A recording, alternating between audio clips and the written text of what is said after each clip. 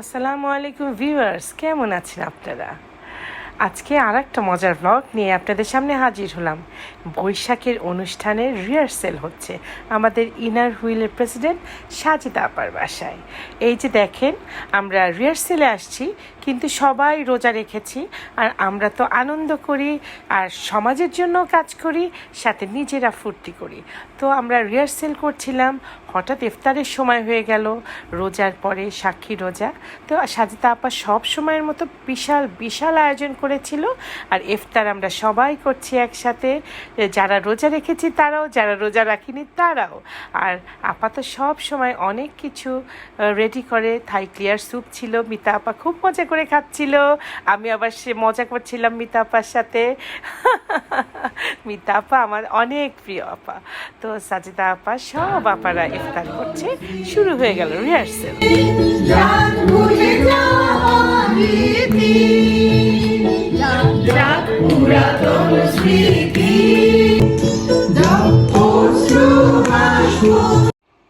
তো আমরা রিহার্সেল করি, আবার ইফতারের সময় ইফতার করি। এটা সেকেন্ড ডে রিহার্সেল। আমরা আবার বিকালবেলা আসি, তো গল্প করতে করতে পুঁথি পাঠ করা হয় রিহার্সেলের ওপেনিংয়ে। তারপরে আবার ইফতারের সময় হয়ে যায়, আমরা আবার ইফতারের ছবি নিলাম। তারপরে এই যে নাচ, কত কিছুর প্র্যাকটিস হচ্ছে দেখেন আপনারা। নাচতে নাচতে সবাই টায়ার্ড হয়ে গেল, আবার মুড়ি মাখানো হচ্ছে। খাওয়া আর খাওয়া, অনেক খাওয়া।